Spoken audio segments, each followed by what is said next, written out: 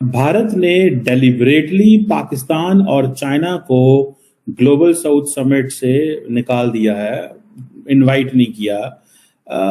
पाकिस्तान और चाइना, पाकिस्तान से तो चलो ठीक है।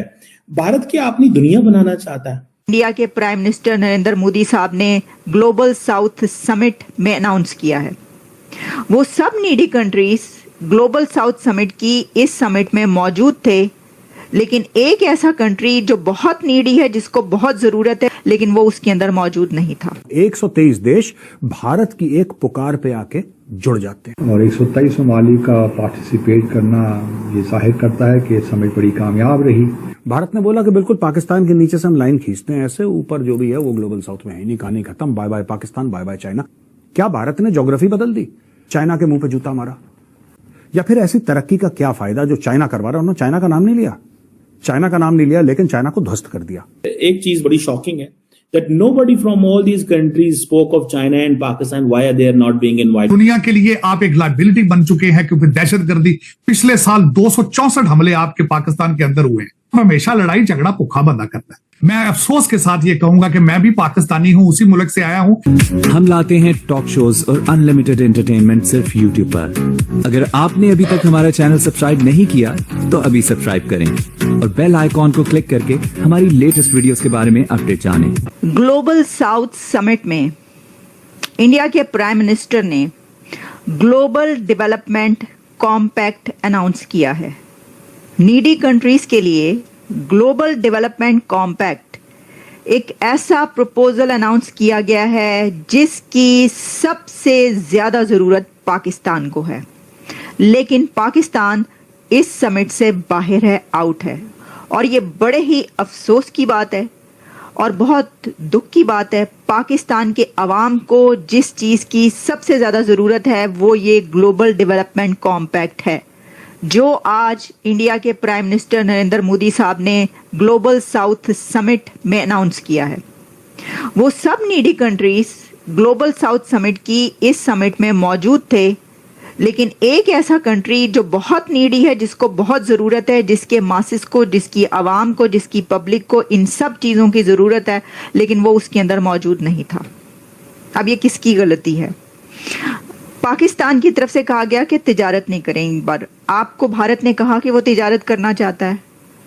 ये जो बड़े बोल आप बोल रहे हैं वो इसलिए बोल रहे हैं कि ट्रेड की आपको जरूरत नहीं है। जो अथॉरिटीज हैं, जो मिनिस्टर्स हैं, जो गवर्नमेंट है, ट्रेड की जरूरत है इस वक्त पाकिस्तान की आवाम को, मासिस को, पब्लिक को, गरीबों को। इसलिए मुंह उठा के आप बड़े फख्र से कह रहे हैं हम ट्रेड नहीं करते इंडिया के साथ। क्यों नहीं करते आप ट्रेड? आपके लोगों को जरूरत है। तो इस बात को इंडोर्स करना और इसकी तारीफ करना, this is not acceptable. Prime minister Narendra Modi, उन्होंने एक फंड अनाउंस कर दिया है भारत ने ग्लोबल साउथ के कंट्रीज के लिए। भारत ने डेलिबरेटली पाकिस्तान और चाइना को ग्लोबल साउथ समिट से निकाल दिया है, इनवाइट नहीं किया। पाकिस्तान और चाइना, पाकिस्तान से तो चलो ठीक है। भारत क्या अपनी दुनिया बनाना चाहता है, या कि भारत वाकई ही जो ज्योग्राफिकल ग्लोबल साउथ है उसकी नुमाइंदगी करने जा रहा है? पाकिस्तान को आपने इनवाइट नहीं किया, लेकिन भारत ने यह फैसला कर लिया कि उसने दुनिया वैसी बनानी है जैसे भारत चाहता है दुनिया को। मतलब चिल्ली को लेके, ओमान को लेके, मॉरिशस को लेके, मतलब क्या ये चीज है? देखिए, भारत एक इंपॉर्टेंट कंट्री है, इसमें तो कोई शक नहीं है। भारत ने ये कहा है कि जो ग्लोबल साउथ के अंदर ये कहा गया है, जो पॉलिटिकल इंटरफेरेंस का इशू उठाया गया है, मतलब ये कि बांग्लादेश के अंदर जो हुआ है ये पॉलिटिकल इंटरफेरेंस है अमेरिका की। सो ये भारत ने खुला खुला इल्जाम लगा दिया। देखिए, पॉलिटिकल इंटरफेरेंस कौन करेगा? इथोपिया तो नहीं बांग्लादेश में करेगा, कौन करेगा? या चाइना करेगा या अमेरिका करेगा, और कौन कर सकता है बांग्लादेश में इंटरफेरेंस? या भारत चाइना का जिक्र, चाइना के कितने लंबे चौड़े वो हैं? क्या भारत इज स्पोकिंग, मतलब चाइना को कह रहे हैं कि पायना तुसी की कर रहे हो? सो ये जो पॉलिटिकल इंटरफेरेंस का क्वेश्चन है भारत की तरफ से उठाया गया है। भारत कहता है हम बात कर रहे हैं उन तमाम मुल्कों की जो ग्लोबल साउथ का हिस्सा है। हम नहीं चाहते कि फर्स्ट वर्ल्ड है, जो डेवलप वर्ल्ड है, वो वहां पे बैठ के हमारे जो छोटे छोटे मुल्क हैं उनको, तो इसलिए भारत कहता है कि हम चैंपियन बनेंगे। और दूसरा एनर्जी सिक्योरिटी, बिल्कुल ठीक है, इंपॉर्टेंट क्वेश्चन है एनर्जी सिक्योरिटी। भारत इस हवाले से आपको पता है सेल्फ सफिशिएंट होना चाहता है। रशिया के करीब जाना इज बेसिकली सिंबल कि मैंने अपने आप को सेल्फ सफिशिएंट करना है। और डॉक्टर जयशंकर ने एब्सोल्युटली सही बात की थी जो उसने कहा था कि मेरे मुल्क के लोगों की जो पर कैपिटा इनकम है $2500 है, तो मैं अफोर्ड नहीं कर सकता, जो है $2000-2500 है, मैं अफोर्ड नहीं कर सकता महंगी तेल और महंगी गैस लेने के लिए। I have to go for cheap oil and gas so that मेरे मुल्क के अंदर इन्फ्लेशन ना हो। बिल्कुल सही फैसला किया। और हमारा जैसा पाकिस्तान जैसा गरीब मुल्क, हम तो महंगी बिजली और गैस ले रहे हैं भाई, क्योंकि हमारे ऊपर सैंक्शंस हैं, हम नहीं कुछ कर सकते। आज हम ये तेल हमारे साथ बहता है ईरान के अंदर, हम नहीं तेल ले सकते, हमें इजाजत नहीं है तेल लेने की, हम जो है वो कमजोर है, हम नहीं कुछ कर सकते इस हवाले से, हमारी लीडरशिप कमजोर है, हमारे ऊपर सैंक्शंस हैं। आज हम जो है वो ईरान से खुल्लम खुल्ला तेल लें, उधर से हम डिफॉल्ट कर जाएंगे IMF से। IMF ने कहना जी हम तो पाबंदियां लगा के बैठे हुए हैं। देखें, हर मुल्क इंडिया नहीं होता। इंडिया को तो ये कहा जाता है, अगले दिन जो क्या नाम है उसका, वो जो रिपब्लिकन सेनेटर है मार्को रूबियो, उसने जो सेनेट के अंदर बिल लेके आया, उसने कहा जी कि भारत को हम हर चीज देने को तैयार है। ठीक है जनाब, भारत मांग भी नहीं रहा लेकिन दे दो, क्योंकि भारत इज नीडेड। उसने कहा पाकिस्तान को, उसने कहा लताड़ो, इधर करो, इंज करो, इन्हों दे नाल कर दो, पढ़ लो इन्हों, अंदर करो इन्हों, इन्हों की जड़ी है ना वो सारी एक जो होता है किसी भी मुल्क के अंदर के जी इन्होंने खिंच दो, फाड़ लो इन्हों दी ऐसी दी तैसी कर। उस बिल के अंदर उन्होंने क्या कहा, उन्होंने कहा भारत को कार्ड सा फेवर दी जाए कि जो भारत जो है, अमेरिका का एक कार्ड सा एक्ट है जिसमें अगर अमेरिका का कोई दोस्त किसी एडवर्सरी से कुछ ऐसी चीज लाएं तो उसके ऊपर पाबंदी लग जाती है, जैसे कि टर्की के ऊपर लगाई, लेकिन भारत के ऊपर वो नहीं लगाते। वो कहते हैं ठीक है S-400 ले लिया तो ले लिया, भारत है हमारा दोस्त है। इंडिया जो G20 को ये कह रहा है कि सर जी 80 ਤੁਹਾਡੇ नाला अफ्रीका जो है ना वो हमारी वजह से जिधर जाएगा जाएगा। सो ये चीजें हैं। हाँ, ग्लोबल साउथ में ये बात जो भारत सही कर रहा है, इसमें पाकिस्तान भी मुतासर है, तो इसलिए भारत को पाकिस्तान को भी बुलाना चाहिए।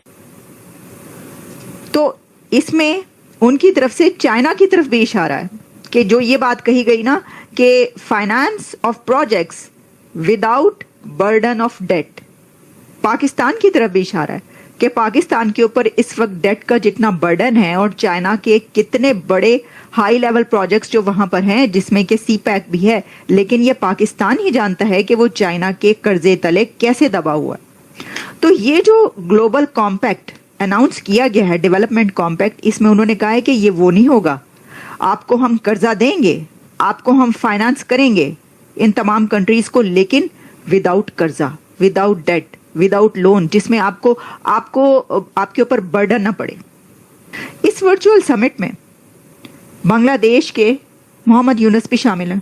सबसे पहले मैंने उनको देखा बैठे हुए वहां पे, वो भी ये समिट अटेंड कर रहे हैं। क्यों नहीं करेंगे? मैंने आपको बोला था बांग्लादेश तो शाना बिशाना खड़ा होगा। वो जो शाना बिशाना एक बचपन से पढ़ते चले आ रहे हैं ना हम किताबों पे के अरब कंट्रीज जो हैं वो पाकिस्तान के शाना बिशाना खड़े हैं, और सऊदी अरेबिया शाना बिशाना वगैरह वगैरह, इस तरह की उम्मा बरादरी और उम्मा की जो बातें होती हैं। तो बांग्लादेश इस वक्त शाना बिशाना खड़ा है अपने बिरादर मुल्क इंडिया के साथ। आप वो भूल जाएं जो आप बात कर रहे थे ना। वो एजेंडा बड़ा वसी था जिसमें आप कह सकते हैं कि हर चीज़ ही शामिल थी। जो भी डेवलपिंग कंट्रीज को जो भी इशू अफेक्ट करता है वो इसमें शामिल था, चाहे वो ट्रेड के मामलात हों, क्लाइमेट चेंज के इश्यूज़ हों, हेल्थ के इश्यूज़ हों, कोविड-19 को लेकर हमने किस तरह पेंडेमिक के हवाले से और मुख्तलिफ जो बीमारियां हैं उनके हवाले से भी, और UN सिक्योरिटी काउंसिल रिफॉर्म का भी मसला भारत ने उठाया। ये बराह रास्त जो साउथ को अफेक्ट करते हैं, चाहे वो फूड का इशू हो, हेल्थ का इशू हो, तो ये जो है इस किस्म के जो कॉन्फ्लिक्ट्स हैं उनको अब ख़त्म होना चाहिए। UN सिक्योरिटी काउंसिल के रिफॉर्म के बारे में भारत की पोजीशन हम जानती हैं, वो चाहता है कि उसका परमानेंट मेंबर बने। बहरहाल ये एक समिट में एक इंटरेस्टिंग बात ये भी हुई कि जो बांग्लादेश में जो इनकलाब आप कह लिए आया, उन्होंने भी पार्टिसिपेट किया और तकरीर की और बांग्लादेश में जो हालात हैं उसके मुतालिक भी बताया। इससे पहले 16 अगस्त को डॉक्टर यूनुस ने टेलीफोन भी किया प्राइम मिनिस्टर मोदी को। तो आपको ये वीडियो कैसा लगा कमेंट बॉक्स में जरूर लिखिए। इस वीडियो को लाइक कीजिए, शेयर कीजिए, सब्सक्राइब करना ना भूलिए आपके चैनल EFC को। तो मिलते हैं अगली वीडियो में। जय हिंद।